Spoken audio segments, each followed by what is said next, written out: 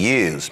If you listen to them, I mean, they were the absolute savior, the Jesus Christ of blowing wind into the Lazarus, these dead HBCUs. This is Trump literally lying and folks falling for it. It should be 100% of the black people should vote for Trump, because I did more for black people than any president other than Abraham Lincoln. It's true. It's true. I did more than any president other than Abraham Lincoln. Think of it. Criminal justice reform. I took care of the black colleges and universities. They would come up to Washington after 3 years. They said, "Why do you guys keep coming back?" One of them, I got friendly with some of them, really good people. They said, "Every year we come back looking for money." They do a great job. Black colleges and universities, they have very little money. And then you look at Harvard and these maniacs, and they have billions and billions of dollars. Very unfair. We're going to have to look into that whole situation. We're going to have to. And Elise did a very good job when she destroyed that person, the big plagiarizer from Harvard. I think did she plagiarize every document she ever wrote? I think so. The only thing she had going for her was nice glasses, if you like that look. No, Elise did a fantastic job. We all know that. She was amazing, and it really revealed what they were all about. But I took care of the black colleges, universities, opportunity zones. Okay, first of all, I'm going to go reverse order. Opportunity zones. Straight line. There is absolutely no data that exists that shows opportunity zones greatly benefited African Americans. In fact, one of the Baltimore pastors who stood with Donald Trump when it was announced came on this show 6 months later and blasted them, saying it hasn't been working. Now, Senator Tim Scott, he's been running around touting opportunity zones as well. No data, no numbers, no economic numbers, no jobs, no nothing, just them saying, oh, we did a great job. Then you hear him talk about criminal justice reform. Let me also remind y'all, that was led by Democrats in the House. They control the House. When it went to the Senate, it was Democrats, Dick Durbin, Kamala Harris, Senators Dick Durbin, Kamala Harris, Cory Booker, and Republican Chuck Grassley, who chaired the Senate Judiciary Committee, who said, this bill ain't good enough. Then the bill got toughened. Then it went to Trump's desk for signature. But he sits here and claims, oh, these presidents, they come here begging and they're going to keep begging. And I made HBCU funding permanent. That's what he says. The likes of Senator Tim Scott and others, they have repeated that lie. And for people who don't read, who are simply not engaged, they don't understand that information. Well, one of the folks who has been president of a couple of HBCUs actually was in D.C. and in an Oval Office. So, of all people, he would probably have a vested interest in whether or not what Trump said was true or false. Joining me right now is Dr. Walter Kimbrough. Of course, he was president at Dillard. He was also president in Arkansas there as well. Philander, you've done work at Morehouse. Did I miss any other HBCUs? Albany State. Albany State. All right, so let's just say you got your HBCU credentials. Yep. All right, now you have been tweeting this stuff, you've been reporting this stuff, and it grates on you every time you hear this man say what he says about HBCUs. Yep. It just, I mean, being an educator, you really want to focus on the truth and people understanding. And because Trump, and I think Greg Carr talked about it last week, his superpower, we got to give him credit. He just lies and there's no retribution and he just says it over and over again. So people feel like that's the right thing. They have no idea. I don't even think he understands how the federal budget works because of the way he talks about how I did X, Y, and Z. And so it's really, an opportunity for us to explain how federal funding for HBCUs works, and who has really done the work to provide funding for HBCU. So that's why I keep pushing back to say, no, this is an opportunity to tell what we need, and then to keep pushing for additional funding, because the power doesn't necessarily reside with the president. It's going to be through Congress, and that's where a lot of the movement has happened. So let's deal with this first. They keep saying, oh, that was this program. And it's like, no, we guaranteed funding. And when people hear that, they think, oh, there are billions of dollars that are now guaranteed for HBCUs because the benevolent benefactor, Daddy Trump, actually made it possible. It's a program. Explain to people this program. So it's one program that was started by George W. Bush in the 2008 budget. It was supposed to be a 2-year program to add $85 million to HBCUs, about $250 million when you add Hispanic serving institutions and other minority serving institutions. $85 million for HBCUs, about $250 million for Hispanic serving institutions. Everybody together. That includes $85 million. Now, first of all, for people who don't know, how many HBCUs are there? So we're talking about 101, 102 HBCUs. Okay, so 85 million, 101. Now we talk about Hispanic serving institutions. Again, for all the silly Negroes out there who I got to deal with on this one, see, there they go, the Hispanics get more than us. Explain what compromises at HSI, Hispanic Serving Institution. So the only thing you have to do to be a Hispanic serving institution is 25% of your student body is Hispanic. So there are institutions that wake up one morning and say, oh, wow, we're now in HSI. So now they're eligible for that money. So most of these institutions, you could go on the campus and not know it's an HSI because it's still predominantly white. So and there are over 500 institutions that categorize themselves now as HSIs. Right. So, for instance, my alma mater, Texas A&M, is an HSI. All right. Yep. So people, it just kills me when people go, see, Hispanics are getting more money than us. Don't even know what the hell HSI is. Right. Okay. So this program, it's supposed to be a 2-year program.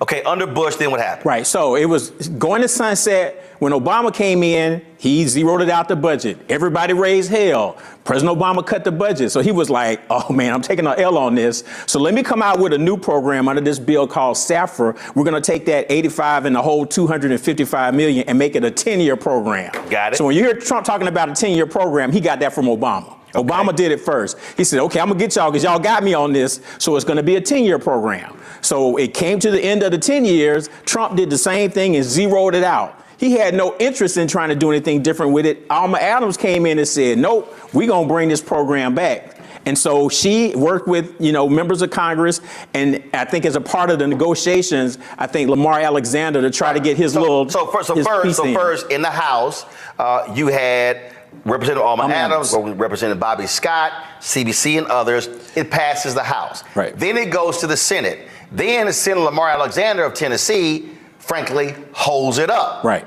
And all of a sudden they begin to negotiate, and so they're weighing in on the White House as well. So then the White House is like, "Yo, Lamar, what the hell are you doing?" Right. They negotiate that. It passes. It comes to his desk. So again, he signs the overall bill, and so he then, as he markets, taking credit, saying, I guaranteed funding to the HBCUs. They don't have to come back to Congress asking for any more money because I hooked them up. Right. And that's wrong because it's still the one program, $85 million. Within the total federal budget, HBCUs get about $1.5 billion. So this isn't the largest of the programs that's existed out there.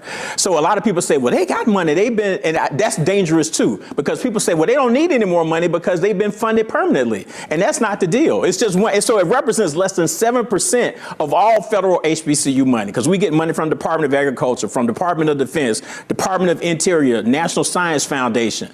That's just part of it. Right. So that's why you have to push back to let people know that was only part of it. And so he does it. And another thing I tell people, Trump never mentions this funding until after it was signed. I always dare people, find where he made a statement about it to say, we're going to do this. Obama said something about the 10 years before it was passed. Trump never mentioned it. I don't think he knew, honestly. No, he didn't I don't think he knew. Hell no, he didn't know. Yeah, he didn't know. And so in the end, he was like, oh, This can be one of my 4 black talking points. Low unemployment, like you said, opportunity zones, criminal justice, and HBCUs. Those are his 4 points. And if you listen, he says those 4 every time, no explanation. Right. That's it. And there's never a dollar figure attached. No. Same with Senator Tim Scott. Senator Tim Scott has gone on Fox News. He's gone on CBS numerous times touting, how great, benevolent benefactor Daddy Trump has been to black people in HBCUs. Right. That's part of the problem that and what I try to tell people too, because people will say, well, do HBCUs get more money after Trump becomes president overall in the budget? The answer is yes. There's been more money because the federal budget in his 4 years increased by 70%. He blew the budget out of the water. During Obama's time, his 8 years only increased 14%. So far in Biden's, it's about 7%. So he spent the most money because he wanted to put all the money in the military. Right. And that was a part of the challenge. But the HBCU money didn't grow. And I always tell people, don't just look at the end product, because the president presents what's called a skinny budget in February or March. Congress then appropriates the money. Some people say the president proposes, Congress disposes. So I always say, go back and look at what he asked for. And if you look over his 4 years, Trump asked for a negative $117 million for HBCUs. He proposed $117 million worth of cuts in 4 years. That's the number. That's the number. You never want it. They never talk about it. They will never talk about. They'll look at the end and say, well, HBCU, their budget went up over $100 million. It did because members of Congress said, nope, we're not paying attention to you. We're going to add more money. In his, I think, one of his statements about what Trump did for HBCUs, they'll say he increased HBCU budget by 14%. That was that first year. He didn't do that. That was Doug Jones and Kamala Harris, because they wrote a letter to their colleagues. They had 12 colleagues sign on and say, y'all gonna spend all this money on defense? We gotta take care of HBCUs. Hold on. Let's not speed of it. So for all them people who say Senator Kamala Harris, she ain't did enough for black people. Kamala Harris and Doug Jones, that 14% that if you look on the list that they have from the Trump archives about what he did for HBCUs, and you'll see 14%, that 14% you can tie directly to Kamala Harris and Doug Jones. You can look at the letter. They advocated for that. So she was a big part of that money that HBCUs got, but then Trump took credit for it. His first year, he proposed a flat budget. He wasn't trying to give HBCUs any money. And overall, he tried to cut over $100 million. And I'm not even counting SEOG, work study. SEOG, what is that? That's a supplemented educational opportunity grant that a lot of black students use all over, not just HBCUs, but that's an important program. And of course, black students know about work study.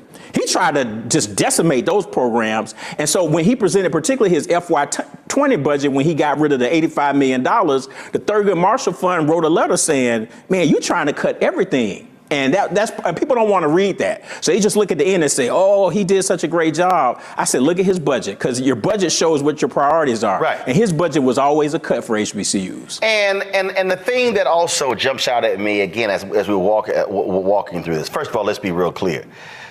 He only been to one HBCU campus. And he wasn't invited by that school. He wasn't invited by them. It was an outside group that rented some space. That was this third-party group, supposedly Republicans and Democrats. And what happened was the Republicans with that group really flipped that thing into a Trump victory lap and pissed off a bunch of the Democrats. And most of those people in leadership, they got booted out because of what they did. He probably couldn't even name Benedict. Trump couldn't name 3 HBCUs if you told him 4. That's the way I look at it. He has no clue. The way we ended up in that Oval Office, that's Omarosa's fault, because she fed into his ego, just like, man, he's gonna because we weren't supposed to see him. It was the day before the State of the Union. He's supposed to be trying to get himself together. They use that, and so people see that image. I think you talked about this last week. They see the image of the president in the Oval Office. They're like, well, yeah, he must have done something. It was all stagecraft. And again, but people who don't understand, look, you got HBCU week. Presidents come here. Right. A lot of those meetings are in the old executive office building, and when Biden or Harris may go speak to them. Right. So what they did was they wanted the photo op. So they ushered all these presidents into the Oval Office. Kellyanne Conway with her feet all in the couch. And so they take this photo, and you got all the president smiling, and everybody sitting there happy. And let's just be real clear: you had some happy Negroes in that room. Absolutely. You did.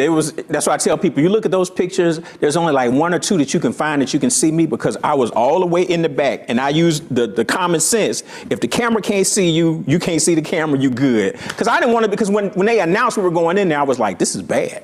This is going to be bad for everybody. And we were walking out and people's phones blowing up, like their officers saying, yeah, people saw you. I said, yeah, I don't want. And the next morning I was on CNN just like, look, that's not why I came.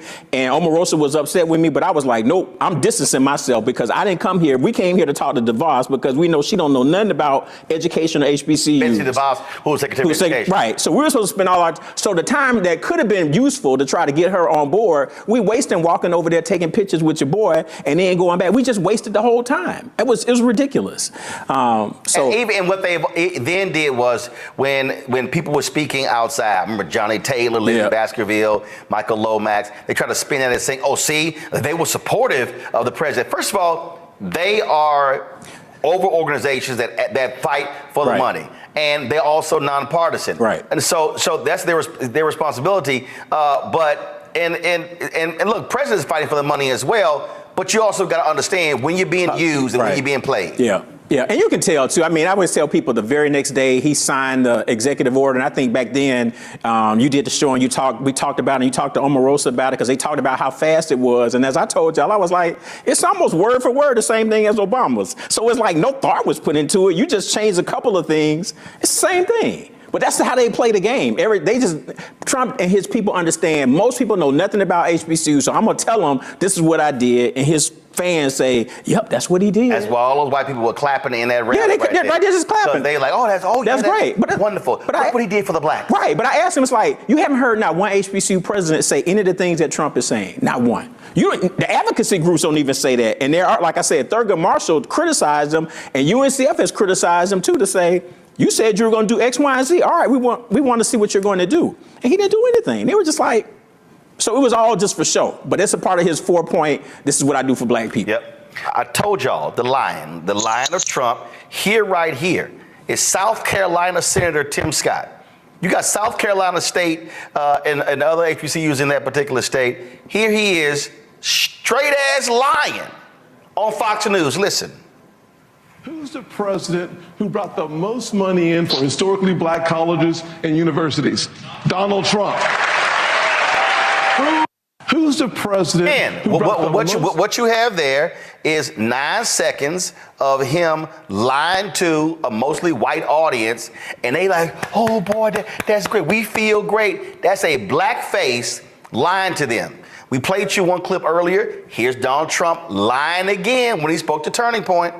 I funded the colleges and black colleges and universities. Nobody else did that. Nobody else even thought of it. And what we're doing. All right. So now when that clip went out, Walter, you really got pissed off right there. I mean, you were really upset when you said that, as if he was the first person ever to fund HBCUs. That was just so crazy to me, because HBCUs have received federal funding since 1965. And then the other lie they tell on top. This was the graphic that you actually posted right here, y'all. And you said they've been getting money since 1966. So you got them getting that money. And then the other part of that lie is that, well, he's the first to have a White House initiative. No, Jimmy Carter did that. Jimmy Carter, I got to stand up for Georgia because I'm from Atlanta. Jimmy Carter did it. He had HBCU presidents all there. I think they were in the Rose Garden when he created the whole program. So, but they're clapping. People just like, he said, I'm the first to ever think about funding these schools. I'm like, you got to be kidding me. And that's why people can't think. It's like, okay, so they had money. You say he restored the funding. So obviously somebody thought about funding him before he got there. He just, off the top of his head, just lying. I funded them. I'm the first to do it. Nobody thought about doing it but me. Well, they're just clapping. And again, and what you have is, which really ticks me off, you have these TV anchors, even some of the black ones, right, who don't correct them, don't correct any right. on the record. They just take it as face value because they don't know right. what the hell is going on. You also posted this tweet right here. You said Trump zero out the $250 million for HBCUs in his fiscal year 20 budget. You lay it out right here. This the budget. Facts. That's all. I just tell people, look at the budget. You can look at the consolidated budget that shows you where he zeroed it out and where Congress came back and put the money back in. It's real easy. You see a lot of zeros by the Hispanic serving, by the Native American, all the people of color, all that got zeroed out. Yeah, go back. Come on, go to the iPad. You see it right there. It's zeros. 2020 president's budget. 0, 0, 0. That column right there, y'all. Right there. This see right here. 2020 president's budget. 0, 0, 0, 0, 0. That's right. 0. It's the budget. Last 0. Strengthening predominantly black institutions. HEA 3A section 318. What do you see right there? A 0. It's the budget. It's there and here's the deal. Again, you've been president of 2 institutions. If he did it, you would be saying, this is actually what happened. Right, exactly. And that's what I tell people. When his team says his administration forgave the loans for Hurricane Katrina, I always say, absolutely. I met with DeVos twice. I was president of Dillard. We got our loan forgiven. Yes, he did that. So I'm always a straight shooter. They did that. I give them credit for that. So all this other stuff, though, is lying. I'm going to be a straight shooter about it. If he was doing all these great things, I would just tell the truth. But that was the only thing. And they don't ever mention that. I'm like, that's the thing that you actually did. And you don't even talk about it. They don't talk about it. I'm just like, you can say that. And then you shut somebody like me up, be like, yep, he did it. But they don't ever mention the Katrina loans. Never. And that's what he did. He gets credit for that. Wow. Let's go to our panel. Let me first start with... let's start with the Tuskegee graduate, Let's go ahead and start with Randy. Randy, go ahead. I appreciate the work that you've done and showing the real facts. But the problem is that it's a time like the world. People will hear the lies that Trump is saying and embrace them. And that's what concerns me. Like, how do we get this truth out, this work that you laid out for us? Yeah, that's, one of the things that, Greg Carr talked about it last week. We've got to continue to keep talking about the facts. I think that's very important. And we just do it over and over again because people, they aren't understanding it. And we have to hit it from multiple levels to keep doing things like that. Right, exactly. Because that's all he's doing. He's saying the same thing over and over again. So I'm going to keep saying the same thing over again.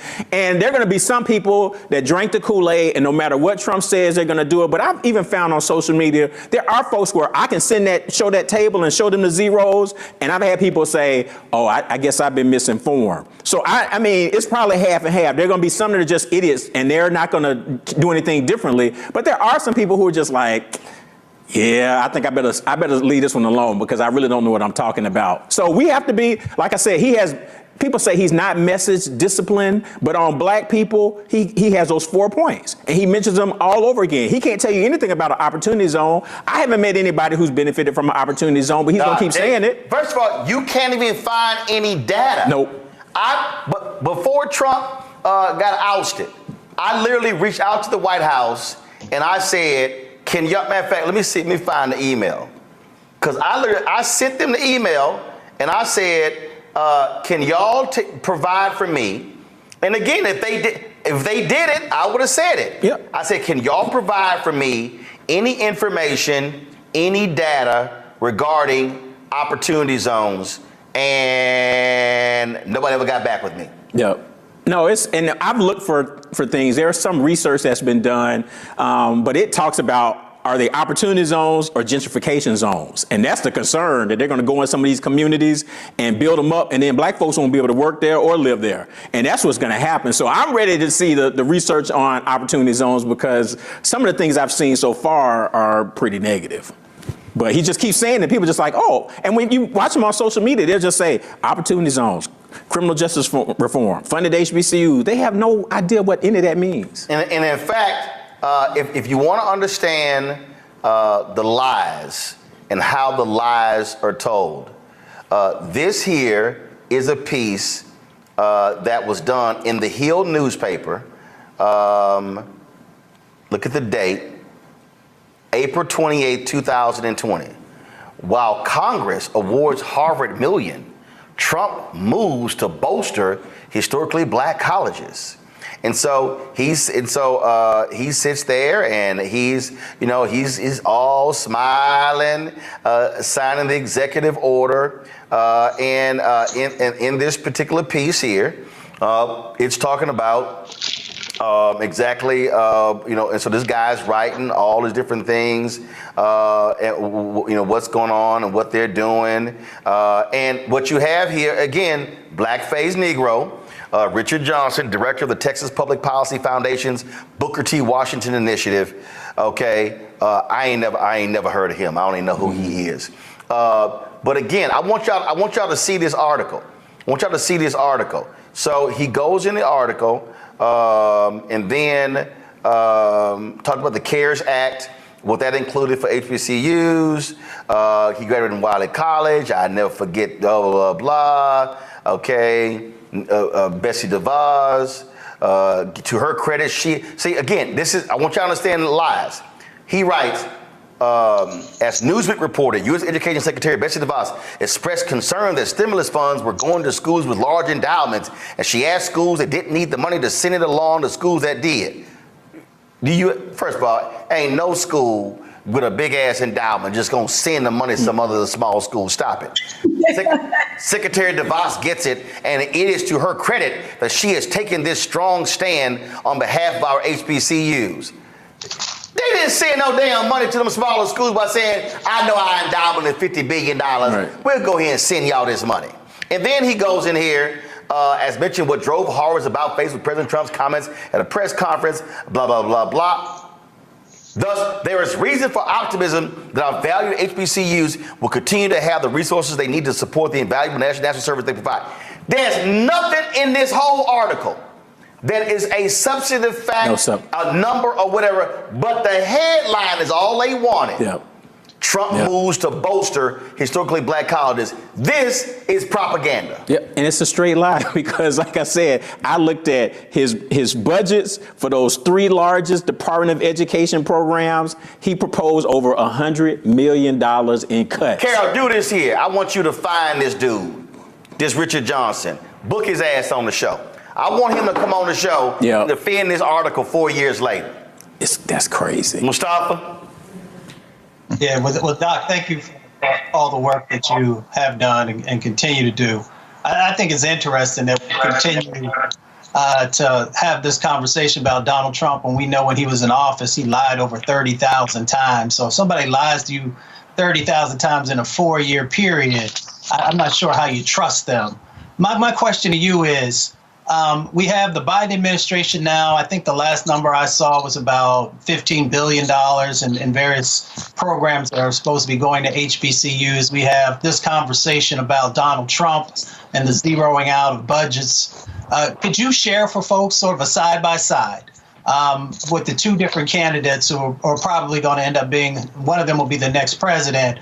What does it look like for HBCUs if one gets in or the other? Right. That's a good question. So once again, I'll just look at their budgets. Each of them now would have proposed 4 budgets. They haven't gone through the full congressional process for Biden's FY25 budget. So if I look at those same 3 programs, Department of Education specifically for HBCUs, and I look at what each of them proposed in the budget, okay? So I indicated already, Trump proposed over $100 million in cuts for HBCUs for just those 3 programs.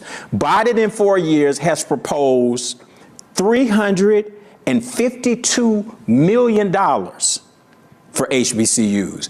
We've seen nothing like, he's been coming hard saying, I'm really pushing the envelope. And even I think some of the House Democrats, because there's an article saying they cut HBCU funding, they $30 billion. Okay, I was like, no. So he was trying to get new money. He was pushing for that. First of all, let me deal with that, because again, this is what happens when lies are told.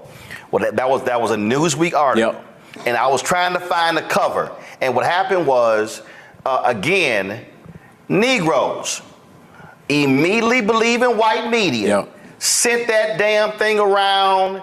I saw folk posting it on their social media, and there were several, I'm talking about black activists, pastors, and others, and there were several people, I hit their ass, I said, take that shit down. Because what they did was they extrapolated when he was campaigning, Right. he announced what he wanted to do for HBCUs and Hispanic serving institutions. I went and found the actual document. Yeah. Then when he gets in, they forget that first massive bill was like a $10 trillion bill. Right. Okay. They were like, yeah, we ain't funding that. So it go from 10 to 5 to 2.5. That sucker just start going down. I mean, it was like 10. It was a huge number. Yeah. Okay. It started going down. So some stuff get cut in the bill. All right. And so then you eventually get the bill. The bill never even got passed. Right. Then it got reworked as well. So they took that and said, oh, well, because here's what it is, the bill. Oh, he's cutting HBCU funding. No, that was a It was a promise during the campaign. It wasn't actually real money. It wasn't even in the budget. Right. That's what they did. Right. No, that's what they did. People didn't read that. They don't read any of the articles. They looked at the headline, and that was one of the ones I went and broke down. I was like, first of all, you got a girl who just out of college. She went to Maryland. She don't know nothing about black folks in HBCU. No. And she didn't interview no black people for the article. No. Then none. NBC News has some young Latina woman see that article, and I eviscerated her on the show and social media. She sees the article. She does a story. Then she interviews 3 HBCU students, some brother from Alabama, right. A&M, Alabama State. I remember that. And he's sitting here, we ain't got this, we ain't got that. And I'm like, fool, you can't even see how much money your school actually got in the damn budget, and you complain about that. It was all a farce. And then the root, again, this is what pisses me off about black targeted and even black owned media. When these simple Simons, what they do is rewrite the shit white folks write that was wrong and put a black byline on it, and they go, oh, see, I saw it in the root. I saw it. I'm like, no. I'm like, nobody thought to pick the phone up and call? No, because they just rewrite the stuff and see the headline and just aggregate the news content, and the lie just keeps jumping. And it went from Newsweek to Associated Press to the root. That lie just kept jumping. Yeah. No, that's what happened. So, Brother Ali, that's the deal. If you put them side by side, Biden has gone hard. He's been pushing Congress. I think, people say, well, you didn't keep a promise. He's asked for more money than anybody. And if I started adding it up, he probably asked for more money in his first term than most presidents asked completely in their entirety of their time being president. So he's made the effort. So when they put this out, again and again, I ain't got a problem saying it, they were horrible at messaging this. Yes, absolutely. They dropped it on the Thursday. Then on Friday, the DOJ announced the schedule for marijuana. That were like 3 or 4 posts on the Biden Twitter feed and the Harris Twitter feed about marijuana, and only one on this. And we had a brother who used to work at the White House on talking about, well, I'm sure they got it to all the HBCU blogs. I was like, no, they didn't. And so this is the reality. Go back to it. $16 billion. And let me be clear. Donald Trump's people cannot show you a document like this that comes near that amount. So when they say he funded, when you have old mushmouth Tim Scott, he funded more than that, it's a straight ass lie. Yeah. No, it's not a comparison. Like his biggest numbers, Trump, would have been from CARES Act, because one of them was done during his term, but then 2 were done under Biden, and they were bigger. So that's going to be his biggest thing. But once again, he tried to cut. I just keep reminding people, look at all of his budgets, and you look at all those zeros, and you'll see that's the real deal. Hold up, but before I go to, and again, the reason we're doing this segment, y'all, is because I want y'all to share this. I want you to spread it around. I want you to post it. And so we're showing you actual documents. So you just heard Walter say the CARES Act 1.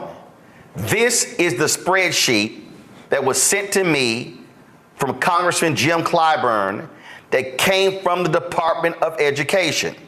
What y'all will see right here, you had forgiveness, CARES Act 1. Now, CARES Act 1 was under Trump, right? So y'all see right here, this column right here is CARES Act 1. Y'all see it.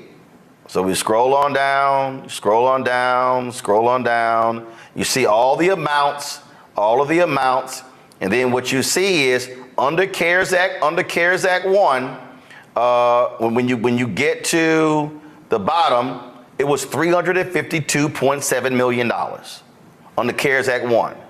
Now, if I slide over here, now I see CARES Act 2. Now, I want y'all to see. Now, again, for everybody at home, y'all, this is the actual spreadsheet. In case y'all think I'm lying, here are the schools. Starting with Alabama A&M, going all the way down to all these schools. Then you got Dillard right there. Walter was there. Keep going. All the HBCUs. These are all the schools, y'all. You see, there's right there. There's Randall, Tuskegee. There's Texas Southern University. Go all the way down, and the bottom, Xavier. You see, Source, Department of Education. Now let me go back on up here for the folk out there who can't keep up. Okay, right here, CARES Act 1, side by side, CARES Act 2. So CARES Act 1, Walter, was Trump. CARES Act 2 was Biden. Right. Right? Yep. I want y'all to see the numbers right here. Based upon right now, y'all, for every school under the CARES Act, this is a side-by-side comparison. Left, CARES Act 1, Trump. CARES Act 2, Biden-Harris. Trump, Pence, Biden-Harris. So far, I don't see a single category where HBCUs got more money. These specific HBCUs got more money under Trump than they did under Biden. And y'all, this is a side by side. You see 13 million for this school under Trump, 26 million for this school under Biden. And Roland, real quick, the difference between Trump and Biden, you look and see funding pot for Trump for all institutions. This is the money so it's more money, and it's just for HBCUs and MSIs. So on the CARES Act, that first one is everybody all in there. So our amount that that's what we got out of that. That was out of the broader pot. So now they pull that pot out a little bit, and you can see the money. So the difference really stands out because they're letting you know this is exactly what we did for your institutions. It's much more money, but they're making that highlight, which is good in that document, to say we separate this out to show you this is what we did specifically. So right here, 352.7 million under Trump, 575.5 million under Biden. So even if you just take that category, Tim Scott and Donald Trump are lying. Right. And then when you go over to the final number, right here, $6.56 billion solely in these programs. And these programs here, and this is the stuff y'all Newsweek didn't bother to go get. You see CAP forgiveness, CARES Act 1, CARES Act 2, CRRSA Act 1, CRRSA Act 2, American Rescue Plan Act 1, American Rescue Plan Act 2, and then the totals. And just so y'all see, so that first, you see right over here, y'all, Alabama A&M, you see that number right there? They got $207 million. The next Alabama school, $232 million. You keep going down. You see how much the schools got. You see what they got. Who is that? Got 300 and Florida A&M. All y'all Rattlers got $307.2 million. You keep going down, 184, 112. But here's also something before I go to Joe. I got to show y'all this here, because here's something else that I think is really important that jumps out that folk don't want to deal with. This right here, y'all. In this graphic right here, they show state appropriations. So go to my iPad. So you see right here, fiscal year 2020, Alabama A&M got $46.7 million from Alabama. Then you got Alabama State got $49 million. I'm just going to use those two. 46 and 49 million.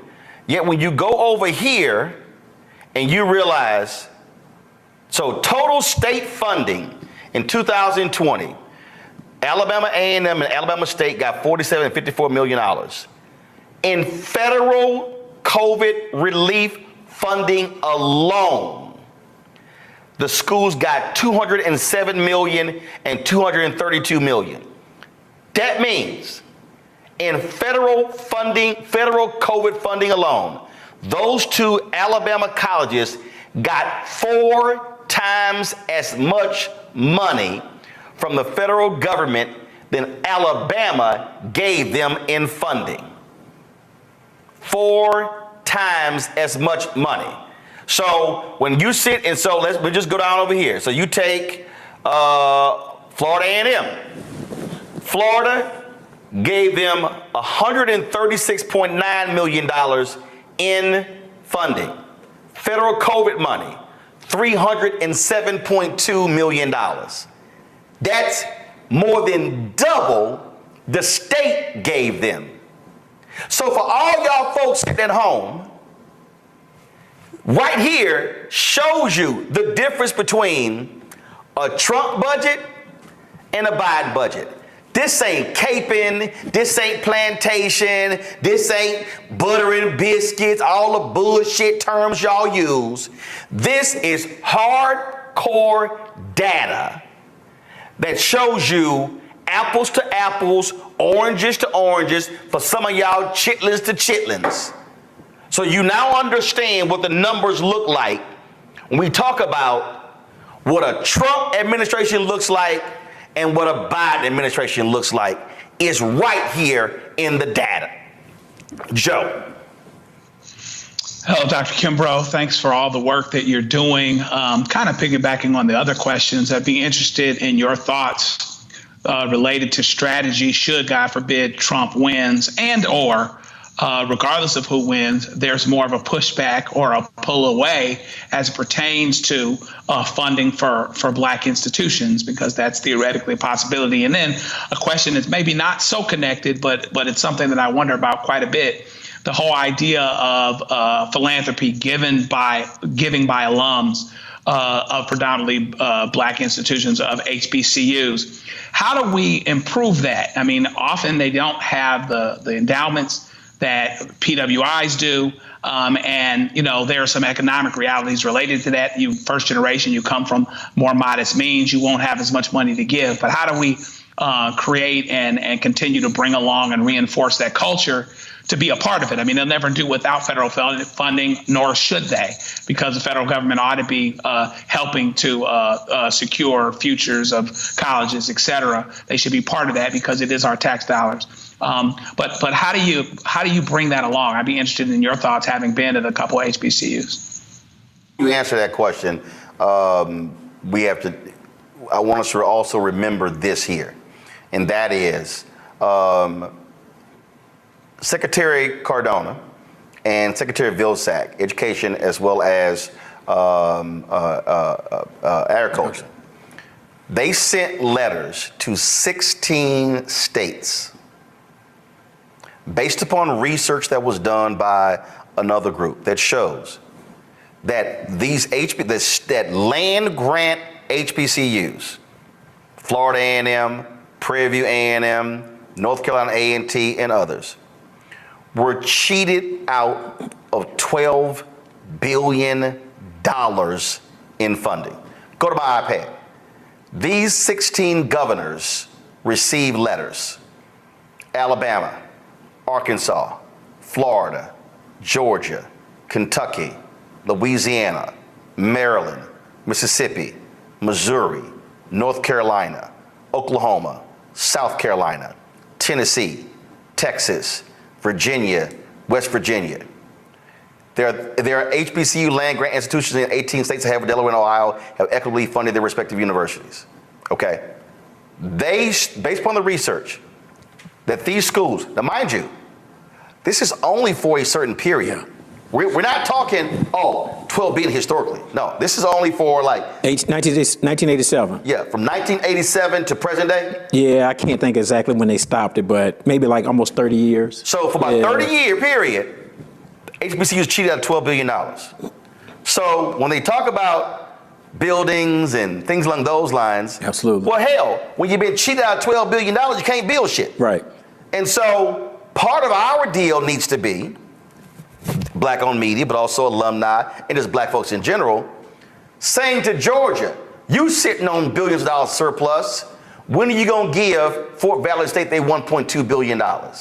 And going down the line. Mm-hmm. This is just land grant money. Right. This is not states underfunding them. This is money that the federal government sent to the states that they diverted away from the HBCUs to the white schools. Yeah.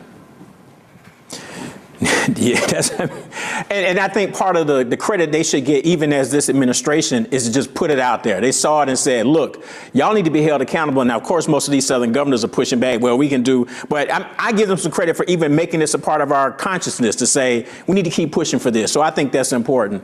Joe, to your points real quick, historically, HBCUs have done well despite who was in the White House. I don't probably agree with Rand Paul a lot, but I do agree with him when he said, when Democrats are in control, Republicans are conservatives. But when Republicans are in control, there are no conservatives.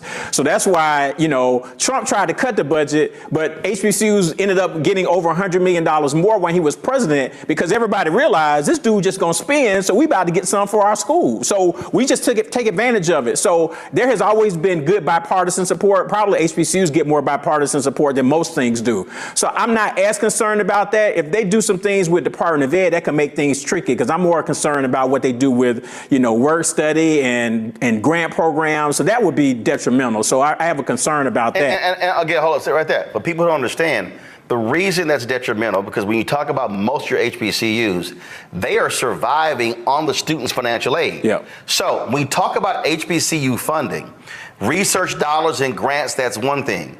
When we talk about cuts to Pell Grants, that's a cut to HBCUs. Yep. When you talk about cuts to other loan programs, that's a cut to HBCUs. Right. And so when we talk about the impact on cuts, education cuts, they hurt HBCUs disproportionately, because you've got some schools, 90+% of the entire school's operating budget is solely based upon student tuition. That's why when the Obama administration totally screwed up with the Parent Plus loan, when they announced it, that was devastating to HBCUs, because that dropped in like August, and you saw 25, 30, 40% of students not showing up, and that was massive holes in budgets. Yeah, no, people struggle with that. They rolled it out in a bad way. So I found out Norman Francis called me. He was like, "Are you looking at your enrollment?" That's how I found out, because he called me. So that was part of the challenge. But you're right. And once again, I tell people, go look at the budgets. Go look at, Trump did work with the institutions to bring back year-round Pell Grant. Go back and look and see what he proposed for Pell Grants. We don't talk about that. And HBCUs are 2/3 Pell Grants for all HBCU students. Nationally, all college students about 35% Pell Grants. So we're double. So if House Republicans are out here talking about we need to slash Pell Grants, that means they are actually trying to gut HBCUs. Yep, that's us. So we have to protect that. So so far Congress has done a good job. Even when Trump was president, tried to cut it, they were able to support it. John, your other point in terms of giving, the Pew Research data says that still African Americans are the most generous people in the United States. And I think sometimes people lament to say, well, why is the percentage of HBCU giving so low? And I think about it differently, because a lot of, black folks who they're active, with their institution, they're very active in church too. So they give in the church first. I'm a preacher's kid. Right. So that's part of it. So it's not that they aren't giving. So I think we have to continue to get them to try to figure out, how do we support both? Mark Morial talks about a civic tithe, where you tithe to church and you tithe to community organizations. So that's part of it. And then we got to get more of our churches to do some things like Alfred Street does in Virginia, where, they do big HBCU weekend. They do a college fair. They have a HBCU president come speak. They give them, I spoke during COVID, $50,000 for Dillard that was programs unrestricted. We need everybody doing those kinds of things because black folks are giving, and it might not just be directly to the institution. Some of that is going to churches. So we've got to partner a little bit better. And I know UNCF was trying to do a big faith-based initiative to try to do some of that. So, but we still can do a better job in terms of improving those rates. When I was at Dillard, our alumni giving rate was only 4%, but right before COVID, we got to 23%. So there is some margins that we can move that to, but we've got to have other partnerships. But also, I want us to also recognize that when we are fighting, when you're fighting on behalf of the Fearless Fund, when you're fighting on behalf, when you're fighting with the stuff that Randy is doing in terms of battling these companies with DEI, black giving is directly impacted by black earning. And when you have a black college graduate who's earning on average less than a white high school graduate, then black people having more student loan debt than anybody else. Right. All of those things has an impact on black giving. The fact of the matter is this here. If black people are able to make more money, then we are able to give. And this is where, right here, where I talk about Project 2025. For anybody who's black understanding, they want to go after, in a huge way, federal bureaucracy. Black people over-index in government jobs. Mm-hmm. That's where you see more black people making high 5- and 6-figure salaries. So when they start yelling government cuts, that means government jobs. That means disproportionately black people. Yeah. So that means it's gonna be less giving. So we have to understand, and I'm all, look, of all the HBCUs, I've been to 58 of them. And I've done 19 commencements, I think I did 19 commencements, 19 or 20. And I'm always talking about how we have to give.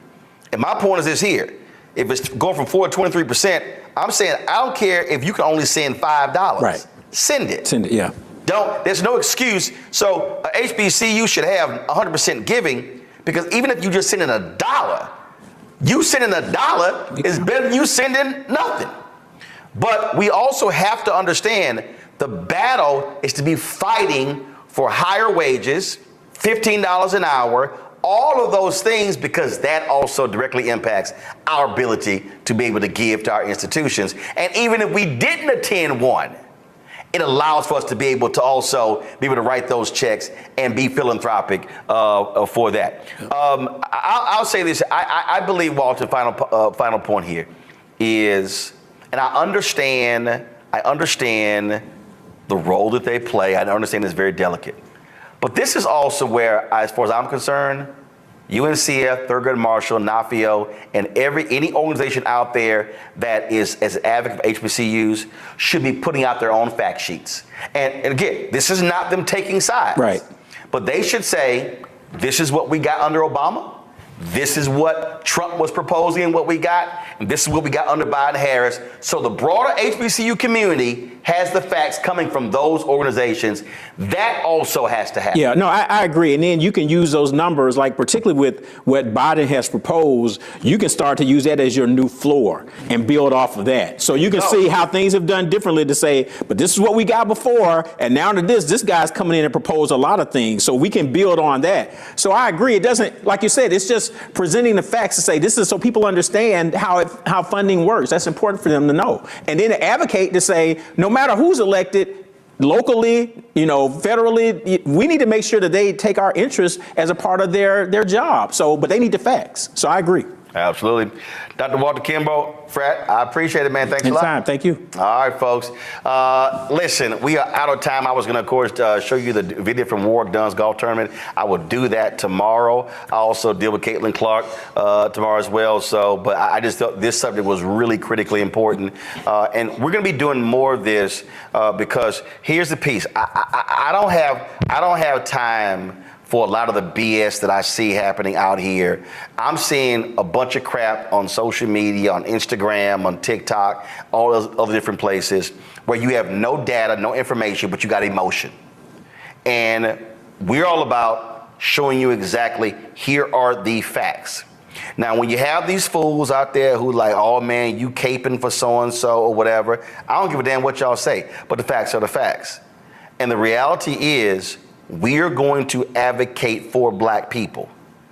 We're going to advocate for policies that have a positive impact on black people. Now, if most of those policies are lining up with Biden-Harris, so be it. The Republicans have all the opportunity in the world to do right. Trump, all his little chat, show me his HBCU proposal. Doesn't exist. Don't bring that little BS platinum plan he put out there, which was atrocious, like his damn tennis shoes. Okay? But we have got to be operating in facts, and we have got to be understanding who is doing what, because then you begin to vote accordingly. I don't agree with anybody on everything. I've been kicking Biden-Harris administration on several issues, but I will say this here, and I'll say to the Republicans, if you are doing right, we gonna say it. But if you start lying about what you're doing, we gonna cut you as well. Just so you know how we roll. Somebody's killing poor people, and it's going on. When COVID happened, poor people were dying at a rate already of 800 people a day. Before COVID, if you went to a funeral every single day, it would take you 600 years to attend all the funerals of the people who will die from the ravages of policy violence, poverty, and low wages in America in just 1 year. It would take you 2 years and 19 days to go to all of the funerals of the people that will die today, and oftentimes silence. Nobody talks about this political genocide, but we are determined today to remember their death and be a resurrection of voting power and voice power like never before. Economic justice and saving this democracy are deeply connected. We, as a nation, must listen to the demands of the poor, who are pushing and will continue to push political candidates and elected leaders to lift from the bottom so that everybody can rise. We are the poor, the marginalized, and the underpaid. And we are taking one step forward to say that everybody has a right to live. Poverty is not the fault of those who are impoverished. It is caused by those who make the policy. There are over 135 million poor and low-wage, low-income people in this nation. The biggest block of potential voters by far is low-income, low-wage voters.